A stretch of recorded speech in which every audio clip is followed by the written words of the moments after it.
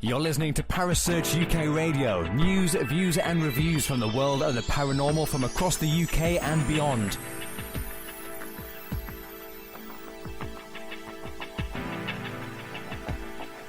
Find us on Facebook, Twitter and the World Wide Web. Parasearch UK Radio.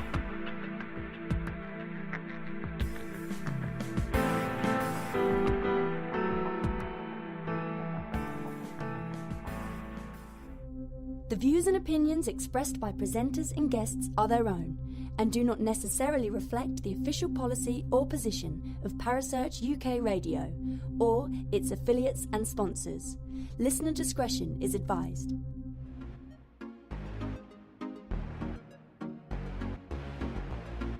Welcome to the Great Paranormal Debate with hosts Kerry and Paul on Parasearch UK Radio.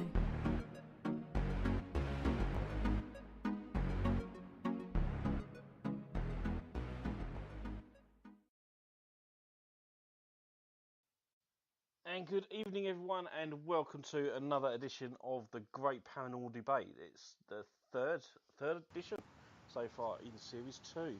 I'm joined tonight by my ever lovely co-host, Kerry Ann. Hi, Paul. Hello. How are you? I'm absolutely fine, thank you. Good. And now I hope you found loads of articles for us to talk about tonight.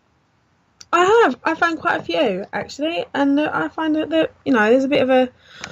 I'll tell you what it is, finding articles each week. It's amazing how much can go on within the paranormal each week, how many ghost sightings are put into the newspaper and in the media outlets.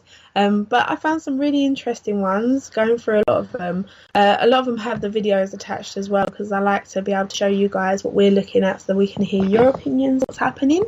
And so, yeah, we've got quite a few bits.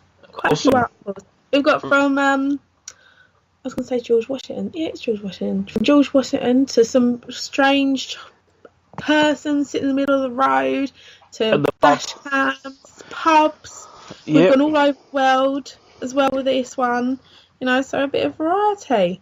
And it's always, variety is the spice of life, so they say. So, so make sure that you have a look and join in where you want to and give us your opinions on what we're talking about and seeing.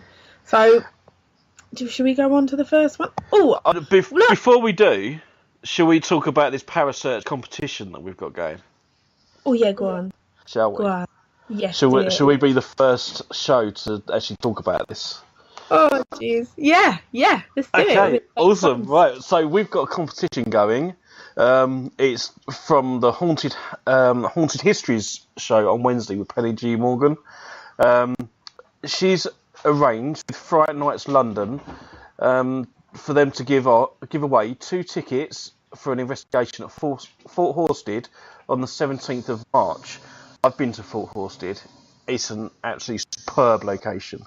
Now, what you need to do is you've got to be a member of the Parasearch radio group and share the group comment, because there's going to be a comment on the competition and an event attached to it for the ghost hunt. And you've got to basically share it and comment on it to be entered, and the draw will be done on the 14th of March on Haunted Histories. There is terms and conditions, so have a look at that post, and all the terms and conditions will be on that. Yeah, so I'm looking. Yeah, that'd be quite a good night out, that one. I haven't been to Fort Horsted, and it's definitely somewhere I want to go. But what an amazing and exciting competition to be a part of. So like Paul said, just go over, join our Parasearch group page. Why you're not on there in the first place, I don't know. If you listen to us, it's where you're going to get all the up and coming shows, everything that's coming up, all these fantastic opportunities. We've got some great coverage going on throughout the year as well. So it is where you need to be. If you want to put the finger on the pulse on the pulse for the paranormal, news and goings on, that's where you need to be. So if you're not on there already, then you know, get on there, and even more so, you've got this fantastic opportunity to go along to this investigation. So all the more reason to be a Parasearch #1 fan, because you don't get these opportunities anywhere else. No, and that's it. On our first week, we launched a competition as well. Do you want to go and refresh everyone's memory? Oh yes, we did. So we was talking about at the time this amazing ghost company, or paranormal team, should I say, that had posted up a picture of their paranormal doll, their haunted doll, and they wanted to see if anyone could get any kind of vibes or any kind of information by looking at pictures on their Facebook page. So me being all into the energy and the impact of it, I was talking about the implications of having that many people focus on one object over a space of time and what that could do, if you know the fact that it does in the first place. So we were talking about this, and we thought, you know what, it would be a good idea if we did our own little Parasearch experiment. Now, we were supposed to do the unveiling last week. The big reveal. We was, but we thought we'd let it hang out for a little bit longer, and we thought we were going to do it this week. Now, I don't know myself what it is. I have no idea. So I'm finding out just as you guys are. Now, I said the key. Now, quite a lot of people said the key as well, but what were the actual objects? Okay, the first object was a plaster cast of a dinosaur footprint. That was the first object. And I thought I'd put that in there because a lot of people go on and ask why there are no ghost dinosaurs. So I thought, you know what, I've got a plaster cast of a real dinosaur footprint. Let's put that out there, see what that is. And obviously, I think that a couple of people chose that. The other one was a die-cast model of the TARDIS from Doctor Who. That was just a toy that I picked up probably a couple of years ago. So there's no history or connection to that I know of. The key that you picked up on was an old front door key of my friend's house. That's it. The house allegedly was haunted, but again, not. There was a few people that picked up on the key, but they didn't specify what was going on. The object that I'm more interested in is the bulldog clip, the head of the dog. It's like a Victorian bulldog clip. So if it's got any connection, if it has got any spirit connection, it's going to be that item. Right. Well, I will say a lot of people went to the key. Now, Paul, you threw us a wild card in there, because obviously that key is now you're saying was the key to, you know, alleged haunted house. So, you know, what was the history behind the dog thing? The dog is a silver Victorian bulldog clip. That's right. That's all I've got. I mean, it is a genuine antique, and I wanted to see whether or not anyone could pick up anything more elaborate than that.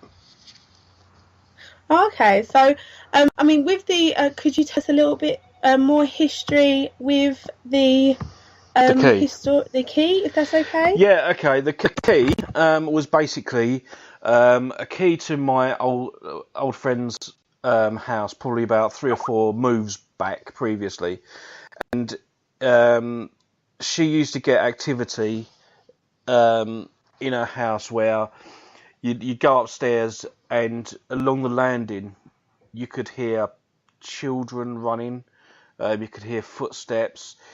When you went upstairs, it was quite a very heavy atmosphere as well. So I don't really know myself, because I don't see or feel any spirit energy at all. You know, I don't exactly know what was there, but you could go from upstairs and you'd feel the energy. It's a different atmosphere. That's all I can explain it as. You go upstairs and it's a very heavy atmosphere, and it just made you feel really uneasy being up there. Oh, so it's quite interesting. So, your intentions was for people to pick up on the dog clip. I don't actually think anyone did pick up on the dog clip. I think, again, there was one or two people that did mention it, but they didn't elaborate. They just basically picked an item. So I want, for this week's experiment, I want to see whether or not people can connect with that item through the picture, which is the dog head, or the key. We'll try either one of those. So you've got to pick. And give me as much information as you can if you can pick up anything from those objects.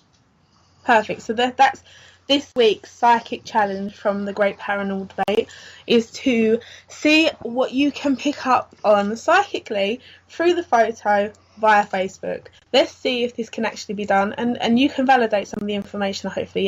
Yes, I can validate some information, but if I can't, then I can always go away and research it as well, so that's not a problem. But what I'll do, I'll post the pictures again in the group page after the show. Perfect. Okay, so let's get to the newspaper articles. So the first one that I want to discuss is, me and you spoke about this one briefly before we went live on air. It was the shadow person at the bar. So I'm just sharing the article into the chat room now, so you guys can have a quick look and tell me what you think. This one hasn't got a video attached to it. It just simply is the picture. Article. Yeah, the picture. So it's in the Express. It says proof of ghost. Google Maps snapper catches phantom in the bar in Mormon capital. A spooked Google Maps photographer has captured what he believes could be an evil spirit lurking in the restaurant. The strange, apparent dark apparition was caught on camera in Salt Lake City in the USA.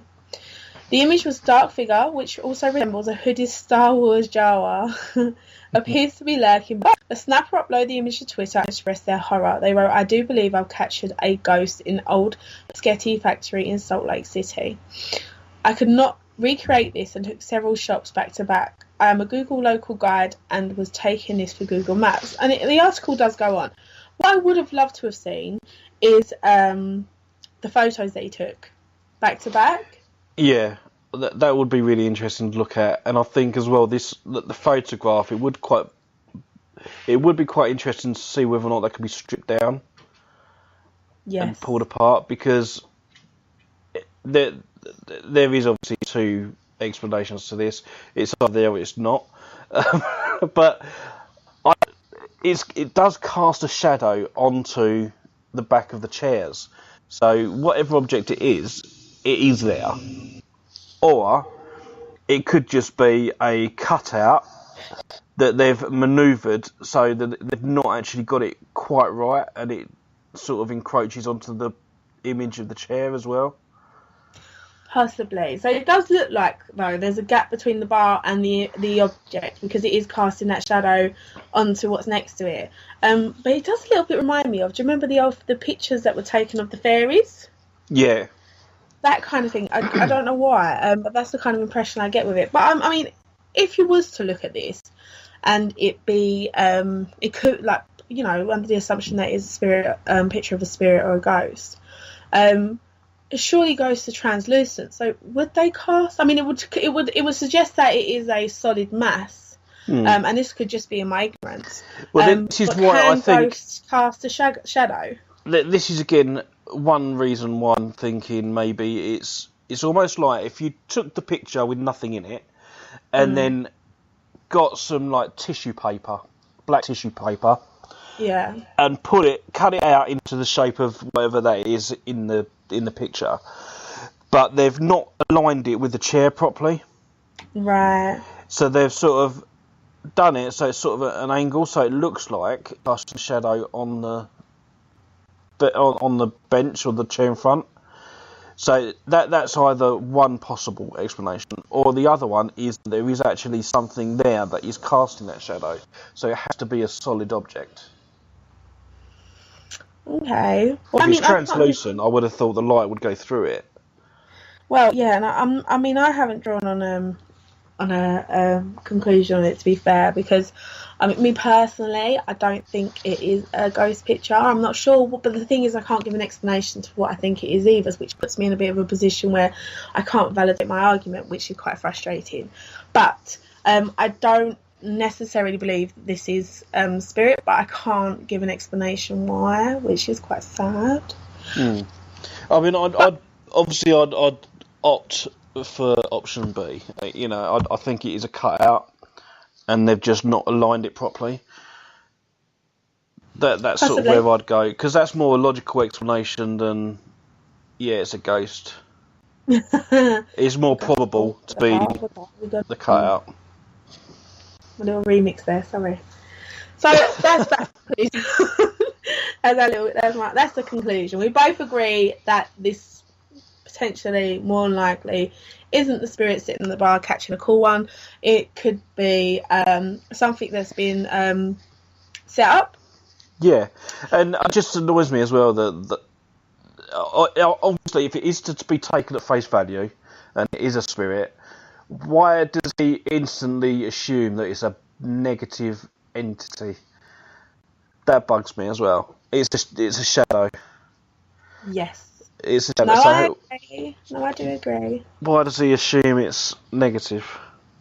I think people's misconceptions of what spirit could be, potentially. I mean, when you look, when you see a spirit that's able to manifest in such a way, it's never a good one.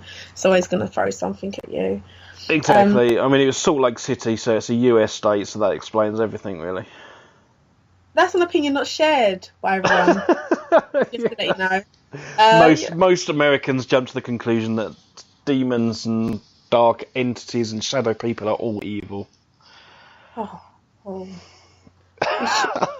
Guys, not everyone's the same. Not everyone. There are a few exceptions to the rule, as always. We'll leave it there. No, but... yeah. Okay, so we're going on to our next topic now. Our next article, should we say? Now, I've spoken to Kerry Greenaway, who's in the chat room at the moment. Hi, Kerry. About this particular thing, this particular subject, and it turns out that you guys have already covered this. But I found a recent article. This article was published on the. It's not recent. I'm gonna let you guys. It's not. I'm telling fibs. It is the 13th of November. But, you know, we're gonna stick with it. So this must have first come out when the phenomena first started happening. Phenomena. Oh, there's always one loser in there. I'm only joking. This is Dear David. Now, I haven't researched Dear David very much, so I've not really followed it, because I'll be honest with you, it freaks me out. But I know people are probably familiar with this, so I'm going to read the article, and the actual video attached is the rocking chair. I don't know, there's a few things that have come up, because he's created an account, isn't it, on Twitter, where you can follow the story. It says, proof of ghost. Is this image evil child ghost, which haunted a man who snapped it? So it goes on to talk about Dear David.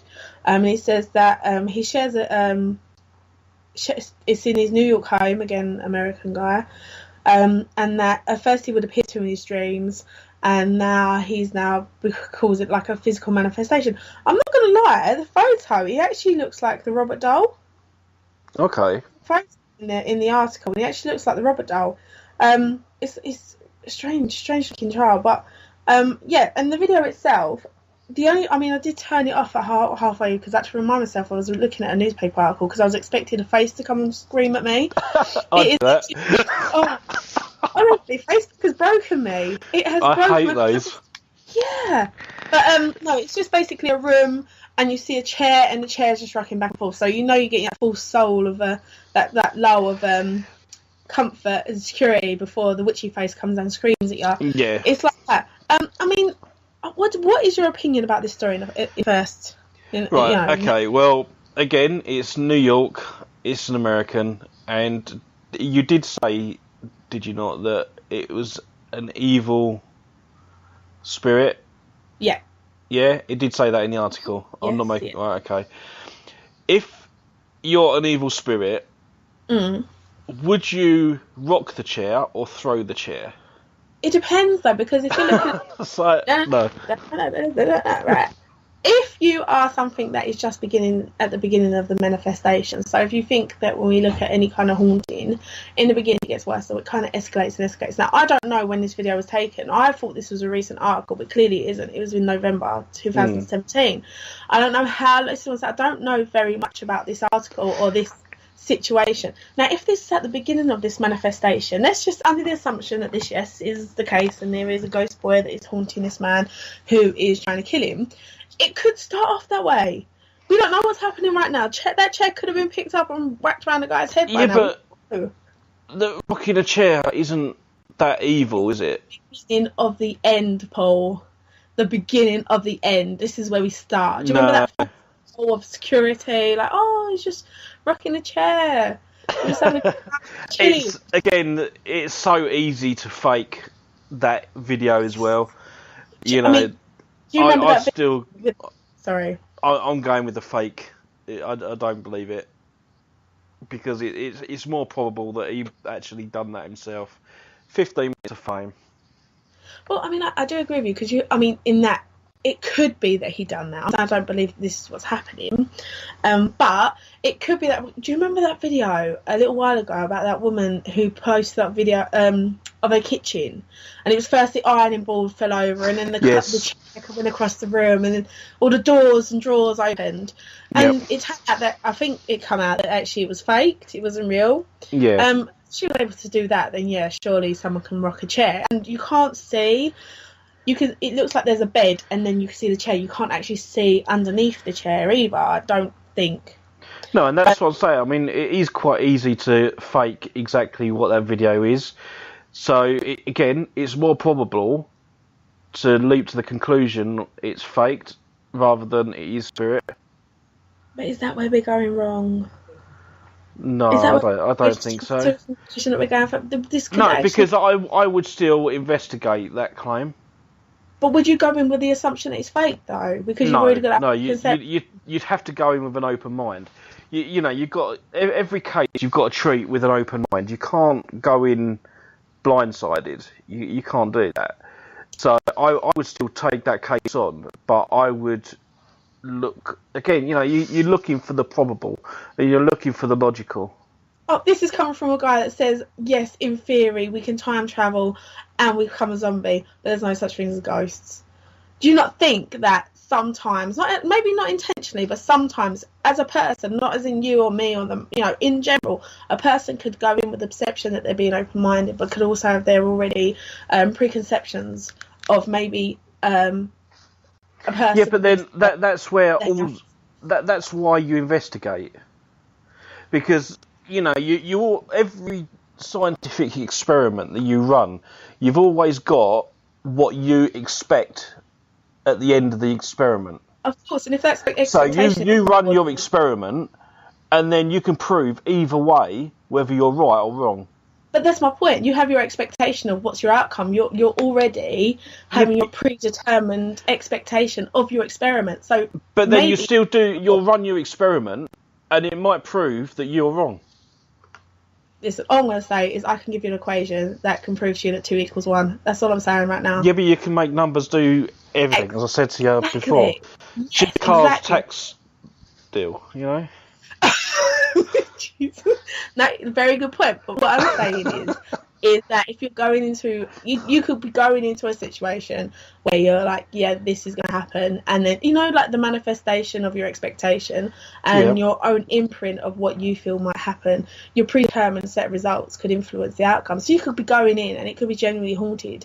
How many times have we heard about people going to doing the general kind of preliminary kind of meeting, and they come away and just think that person, I don't know, wants to move out of her house because or no, she lives in a council house and she wants to be taken out and moved somewhere else, so they're just saying it's haunted because you've got a single mum there with kids that might be a little bit more sensitive or vulnerable. So you do have that, and that she genuinely could have something there, but there's been dismissed. And I've gone quite deep on this because I'm quite passionate about our expectations of our investigations and how we can predetermine results. So yeah, I don't know, guys. I've gone on a tangent. Yeah, you have. Big time. But That's my explanation. But no, when you're doing a paranormal investigation, you're basically trying to prove that that spirit is there, essentially, or not. That's your two outcomes. It's either there or it's not. So you've got to run your experiment. Now you've got to know roughly what you're trying to determine at the end of it. So I don't know. For example, energy. You want to try and prove that there's energy there. So the outcome is the energy's there or it's not. Now, you've got to then figure how to put an experiment together to prove whether you've got the energy there or not. Whether you believe it's there isn't an issue. But your methodology would reflect that, surely, though. I mean, you wouldn't do the same kind of technique for proving that energy is there as opposed to not proving it's there. Your methodology would be different. So you're, again, predetermining your results because you're going in with one perspective. You cannot go into an investigation or an experiment. No, you still got to have an open mind. You can't. You can in any experiment. You can still have your own idea of what is actually going to happen at the end of it, what you're going to prove, because that's what you're aiming for. Yes, but if you run that experiment and it turns out, well, actually, what you thought at the beginning of the experiment isn't right, and you've got a different outcome, then you've just proved your theory's wrong, and that's how science works. Of course, but then what are you more likely to use when you're trying to prove your outcome? Are you more likely to use methods and techniques that are going to prove your theory right, or are you going to use ones that are going to prove it wrong? Because I could give you both. Because that's what happens with the paranormal. There's two sides of this perspective. There's two sides of the argument. You have the right, or the yes, it's happening, or no, it's not. So you can take both of those, but you're only going to use one to validate your point. That's what I'm saying. You're predetermining your results, and your methodology is flawed.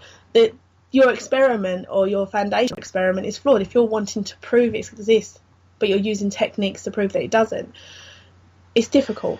And then this is basically how science works, because yes, you are right, absolutely, but then you'll get one investigator release his paper, that's his theory, and then you get someone else release their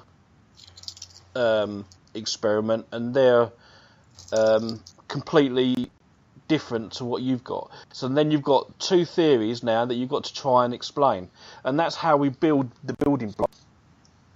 I agree. So eventually, at the moment, I mean, the paranormal research that's going on at the moment is basically laying the foundations, and there's going to be lots of theories out there that are all contradicting each other. So we've just got to take two theories and trying to prove which one's right, and we can build on that, and eventually one day in the future, hundreds of years into the future, we'll probably just turn around and say, well, we've just discovered what ghosts are. This is what it is. And hopefully we'll it'll all be built on our theories and no longer a pseudoscience. Exactly. That'd be great. Anyway, we'll agree and we'll agree to disagree here, because I don't necessarily agree with what you're saying. I agree somewhat, a little bit, but not all. Not all. I'm going to say we're still laying the foundation blocks of the paranormal. That's what we're doing essentially. On a predetermined path, because we already have our expectations of our outcomes. But we shall leave it here, Paul. Well, that's it. I mean, you could prove one thing. We're not listeners anymore with this. You could prove one thing, and I could prove something completely different, and then it's up to someone else to then take our research and find another experiment that can prove either way. And that is how science works. Dear David, faked or real? Faked. No, I'm on the fence. I'm getting splinters. Well, I'll push you off on my side. That's fine. Do you know what? I believe you do that to me as well. I bloody believe that. Now you've made me swear. Live on air. Yeah. So we're going to go on to our next story, guys. Sorry. We're going to go... We digressed. So we are going to now discuss a article that's come up. It says, what would you do if you saw this sitting in the middle of the road while you're driving? Now, this is based on I read this, I looked at the videos, and I don't know, I think someone's just trying to scare people. I posted the links into the chat rooms to have a look, and you can see the video yourself.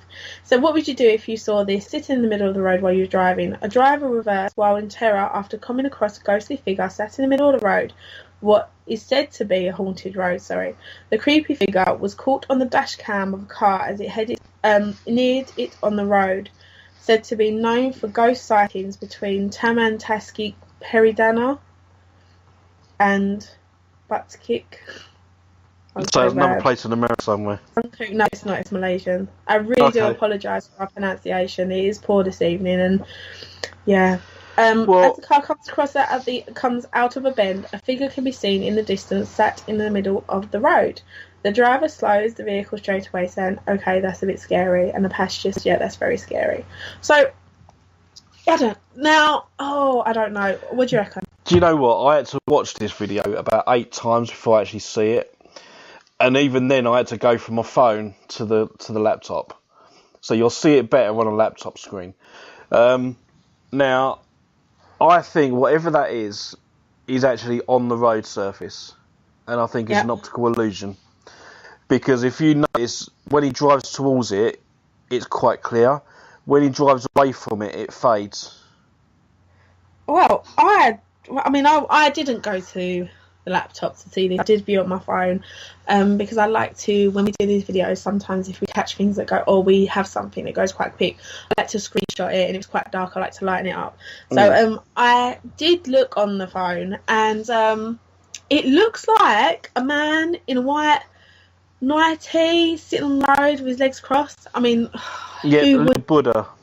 Yeah, that's what he looks like. Yeah, he does. I mean, I looked at this and I thought the cold put. I rolled my eyes, walk away. I said, "Yeah, I'll just put it in the chat room and take me with you." I know I brought this to the table, guys, but I brought it to the table because I just thought this is quite how it's even a ghostly figure. It's a man sitting on the road in the night.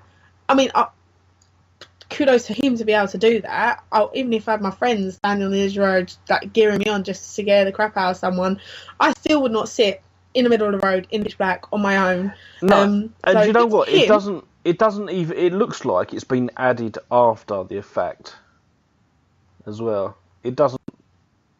I don't know. It's really hard to describe. It doesn't match the same footage. No. And again, because it is literally on the road, whatever it is literally a little Buddha man sitting in the middle of the road. He drives up to it, and it comes across quite clear. And then as he reverses, it then dissipates. Well, it don't so much dissipate. It looks like the shadow is getting bigger. So it looks like there's a light coming from behind him. Like as he pulls it, you don't see it as much. See him as much until they kind of zoom in. They take the camera. Yeah, and zoom I'm not convinced by this one. But then as they pull back, you can see this clear outline of this, and it is just a man. There's nothing creepy about this person. Not ghost. And no. I am definitely with Paul with this one, even though, like, you know, we haven't had such a great night. So you can take it off the table and put it in the bin. Yeah, this is. Clean it up, guys. Just shut it in the air. It's landed straight in the bin. Absolutely, get in there. Got mad skills. So yeah, no, I don't. I agree with Paul. So moving swiftly on.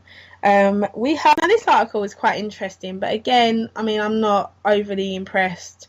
I will say, I've not been overly impressed with a lot of the articles this evening. So, I know they all lack imagination, really, don't they? Some of them. Yeah, really, honestly.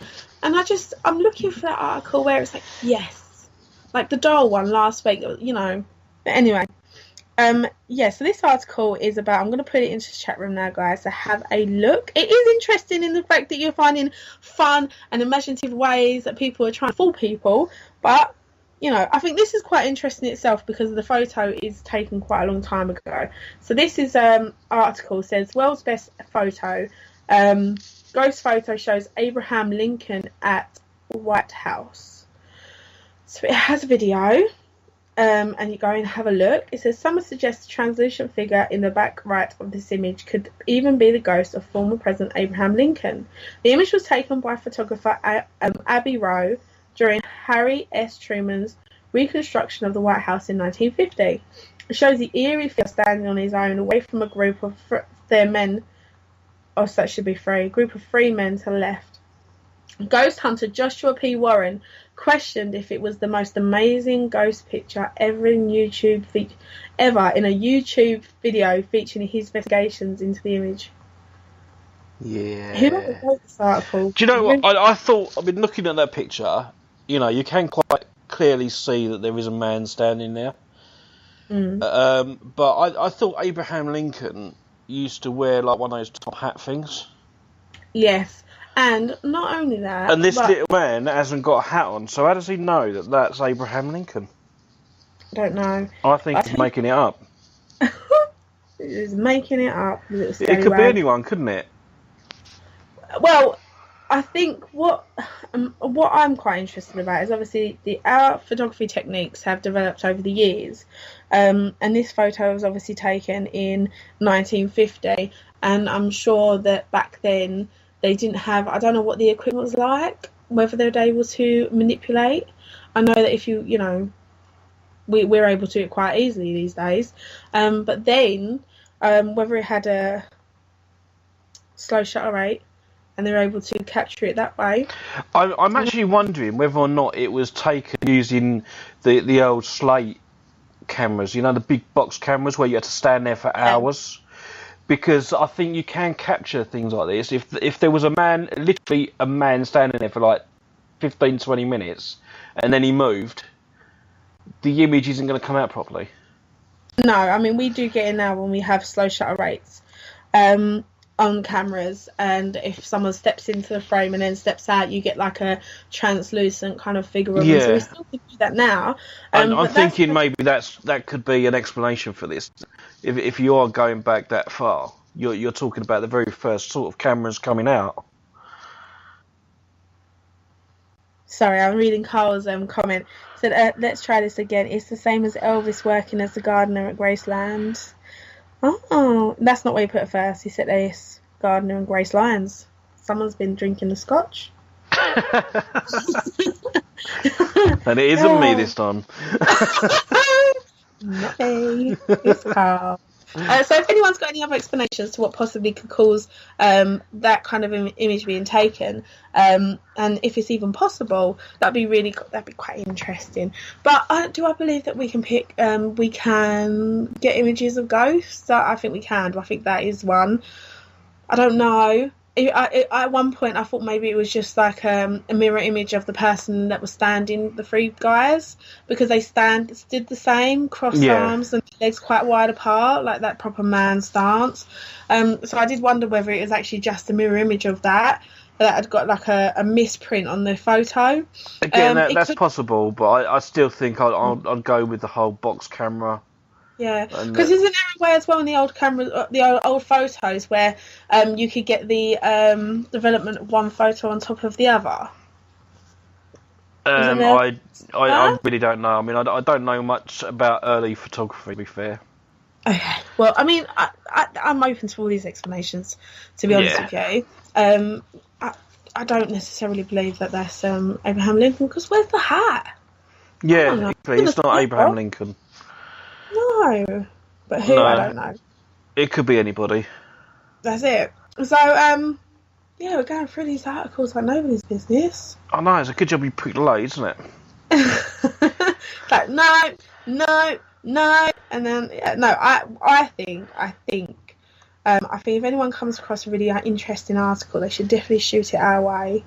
Yes, definitely. Okay, so, now this, not a massive fan of mental asylums. I'll be honest with you, they scare me. For someone who does investigations, I am a bit of a cracker. I'm not gonna lie. Especially if there's badgers. Badgers, noises, ghosts, anything like that.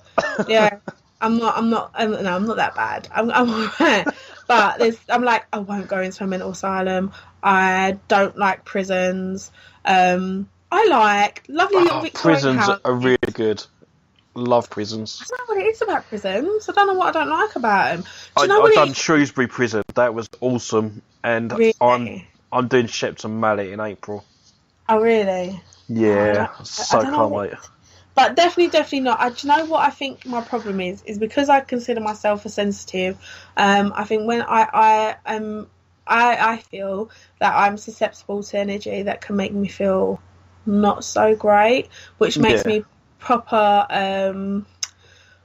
like aware of my surroundings. And I think that makes me even more uncomfortable because I know that I'm in the dark and I'm aware, and I don't know how to explain it, but I do feel quite uncomfortable. But that doesn't say I wouldn't do them. I just don't particularly like them very much. Proof of ghosts. Investigators filmed Spook, watching them in abandoned mental asylum. Ghost hunters were left with shivers down their spine. Now, I've seen this video. I didn't even know what was going on at first until they put the red circle on it, and then I kind of see what they were seeing. After realising they had filmed a man in black watching them whilst investigating an abandoned lunatic asylum, YouTuber Red Explores, who burst into abandoned buildings at night, reached a creepy conclusion after trying to spend an evening in a former mental hospital, was oblivious at times to the extra company. The crew only actually stayed inside for about 10 minutes because police caught them at it and ordered them out. I mean, I would have only stayed in for 10 minutes anyway. Not even that. The police wouldn't even need to come. I've gone, right, that's enough, I'm going. But once they uploaded the brief footage to YouTube, they realised they had not been alone and the police may have saved them from a night of true terror. Cue the next video, the film, the next asylum film, because we all know we love those. Is that the hospital one with the light in the window? No, so this one, what it is okay. It's got like a circle light. They burst in. You can see them they do literally burst in. You can see they've got like a little, maybe like a 3-second shot, and at the far back there is a corridor that kind of extends back, and in this doorway, and as you look, you can see a silhouette of a man. Oh yes, I did see this one. Yes. Yes, I do remember this one. Yeah. I can see the silhouette of a man. Yes, you can. But what causes that? I mean, there could be someone that was already in there, and they were just crap themselves. Exactly. There could be someone standing in the doorway. I mean, that can go without saying. But I have actually experienced shadow people. Again, this was at Shrewsbury Prison, and when we do the investigations, we normally have about 2 or 3 groups of people, and I tend to do my own investigation when they're out of the way. I experienced seeing this shadow person. It kept peeping out of one of the isolation blocks, the isolation prison, the cell thing. And it was almost looking to see what I was doing, and I was only sitting at the end of the wing. And I could see this head and shoulders popping out every now and again from this doorway. And I thought, you know what, that's just my imagination. My eyes are straining. That's it for me. But I went back with another group. And I didn't tell them about this experience. But again, same area, they said, I've just seen a shadow person walk out of the doorway, stand there, see us, and jump back in. And I was like, okay, well, that's quite interesting. We don't normally get all the groups talking to each other as well during breaks because we try and stagger the breaks so they don't interact with each other. But at the end of the night, we have a debrief. And each group, they experienced shadow people in the same area, but doing different things. I mean, I saw him, the head and shoulders peeping out. The other group, they saw him full body jump out of the cell and jump back in. The other group was actually in the cell and they saw him walk past the door. So that it was all in the same area as well, which was quite interesting. So I don't know exactly what shadow people are, but I've witnessed them. And it's very much like what is in that video. That's interesting. I mean, I believe in shadow people. I do, and I believe that people see them. I don't know. I want to go with that. I believe this. I want to go that this is possibly true. Again, it's with that. I mean, I'd obviously see that, and I'd want to go there and experiment further. As Cole Hutchinson said in the chat room, multiple camera angles would be quite good to capture a spirit like that, because you couldn't pin it down to one particular angle, then could you? If it's on all three angles, then it's generally got to be there, hasn't it? Yeah, no, I agree. But I mean, with what we've got there, I think that I would go on a limb and say that I think that they've picked something there, unless there was someone else in the blue. If this was an investigation that they went ahead and done, and they done the preliminary and kind of gone round and checked all the rooms and knew that they were the only ones in the building, and they caught that, then I would consider that to be paranormal and an unexplained capture of evidence. Doesn't necessarily mean I think it's a ghost. I just think that it could potentially be unexplained.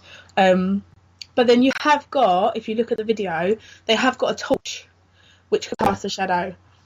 Yes. So that it could have been caused from that. I mean, and they're kind of frantic with the camera as well. They're kind of throwing it around and kind of see what it. I mean, and it could have been, a chair or something that was closer to them that then cast stuff along the shadow. Equally, and we've seen it in quite recent posts with a popular TV series, that it could have been done deliberately. Oh, definitely, yeah, no, yeah, definitely, I agree with you. I mean, like I said, it doesn't give you very much to look at. It literally is 3 seconds long. That's about it. So you don't really have much time to kind of gather your senses to see what actually is happening. But as well, it's quite interesting. It is, and again, I think I would see that, and I'd think, I'd want to go there and investigate it for myself. I mean, it's not about calling that team a bunch of liars. It's about I want to experience that for myself, and if it is genuine, I want to know the truth myself, because I could release another piece of footage with the same shadow person in it, in the same place, but I wouldn't expect people just to believe me. It's just going to be very difficult to prove. I agree. So we're on the fence for this one. Are you on the fence? Yes, very much so. I'm going to go on a limb and say I give more credence to this. I think there's something going on there, and that I think that potentially they have caught something. But it would be interesting without being able. This is the problem with looking at these articles and looking at the evidence. We can only go on what we're shown and what we're given, which is not the full experience of what's happening.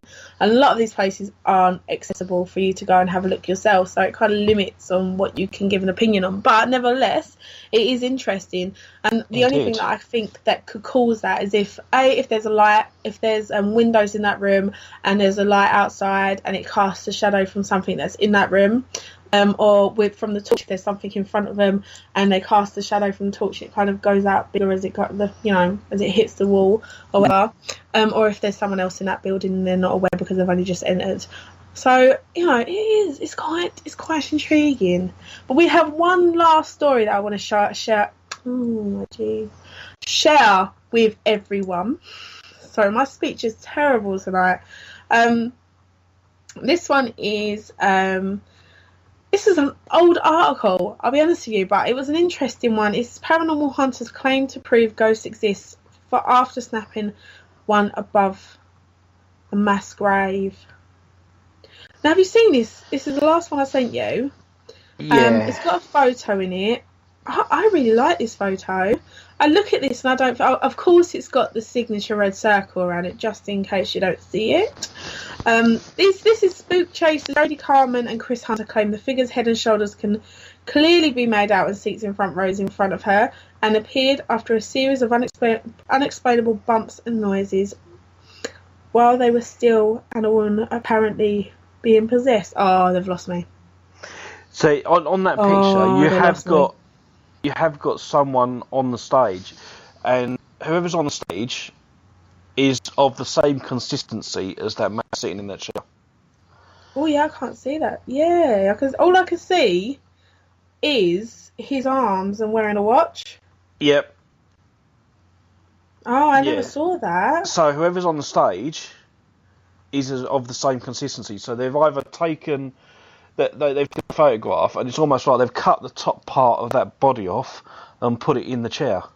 I wouldn't go. I don't know if I agree with that, but I do see what you're saying though. I'm just using the old. Yeah, there is someone standing there. Yeah. And he's wearing a watch. Oh, what's good the time start. on it? Chico time. I've lined it up and I'm going to share it now on the Parasearch group. So if you haven't joined it already, go into the Parasearch group page that Kerry's put up the link to already. And I'm going to share that lightened up. And I'll do both. I'll do the original. The original is, you can tell the difference. The original is lighter and duller in colour. Okay. Post. Awesome. Guys. And go and have a look on the Parasearch Radio group page. It's loading up now. And also, don't forget to do the competition on the group page as well. While you're there. Yeah. Absolutely. And our competition about the key and the dog head. See, I want to get as much information on those as possible. So if you can pick up anything, that would be absolutely fantastic. Yes, I agree. So I think that's the last. We're coming up to the end of the show. Have you got a paranormal story? Well, because you was able last week, me and Kerry decided we were going to change things. We're going to mix it up. And we're going to do paranormal, but this time what we've decided we were going to do is we're going to take real life accounts of what people have gone through that have been sent in to myself or onto the page, and we're going to open it up to the chat room and let you guys decide or give your opinions on what possibly could have happened. Now, it could be that these are listeners, because I have sent links to the people that we share the things to, so bear that in mind. Nothing offensive, just give your honest opinion with what you feel could have happened. So this is Mel Gatwald, and she says, I was asleep the first time it happened. My partner told me the next day that he felt a pressure on the bed and woke up during the night to see me standing on the bed with a creepy grin on my face. It happened almost every night around a week after. He would talk to me and I would apologise and go back to sleep. Having absolutely no memory of it, I decided to set up a camera one night without telling him to catch it on camera if it happened.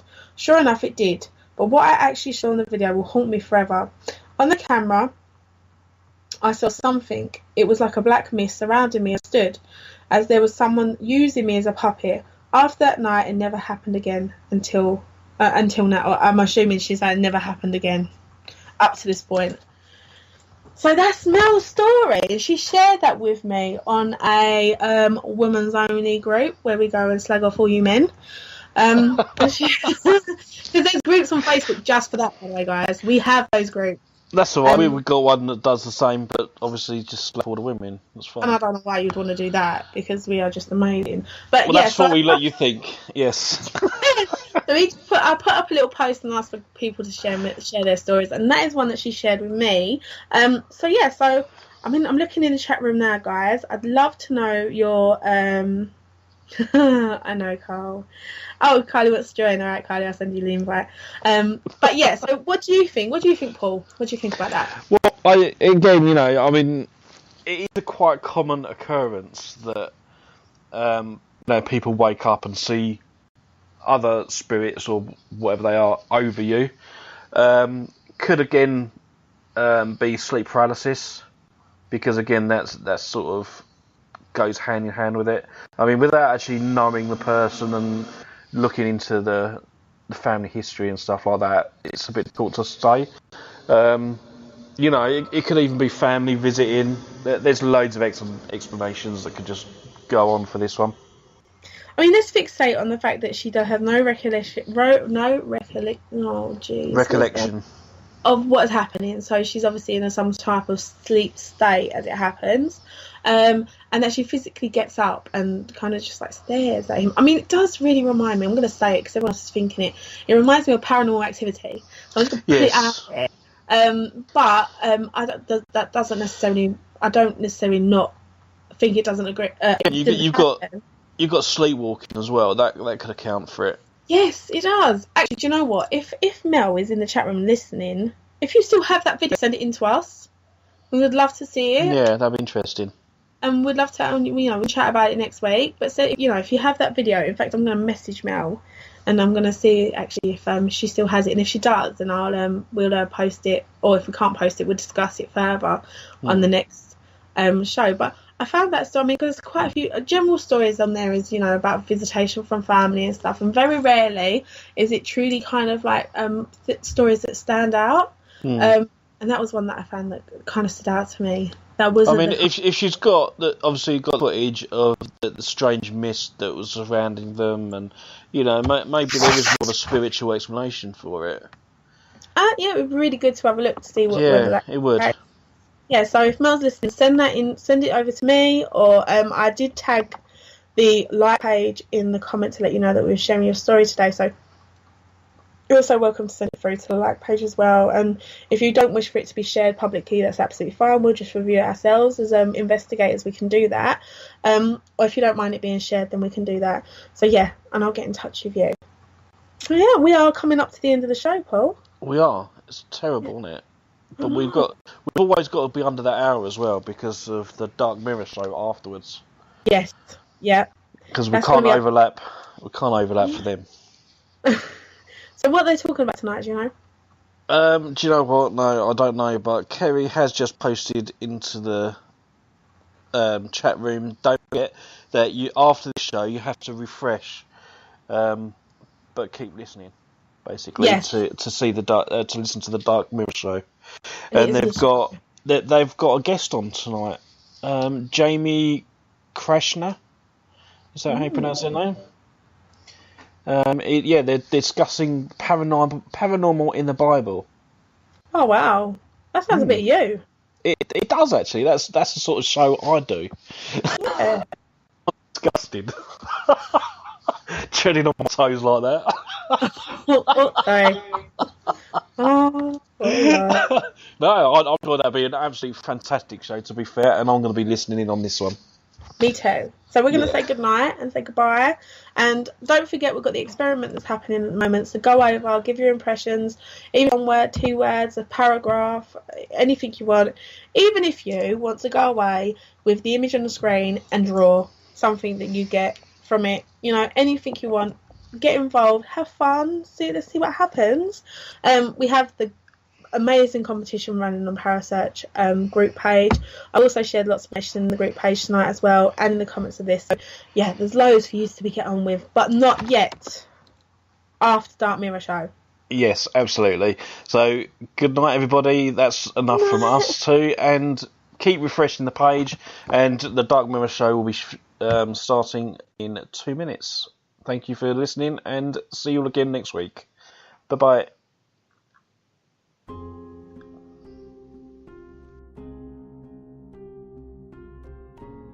Thank you for listening. Don't forget to join us for more shows throughout the week. Find us on Facebook, Twitter, and the World Wide Web to keep up to date with all the shows right here on Parasearch Radio.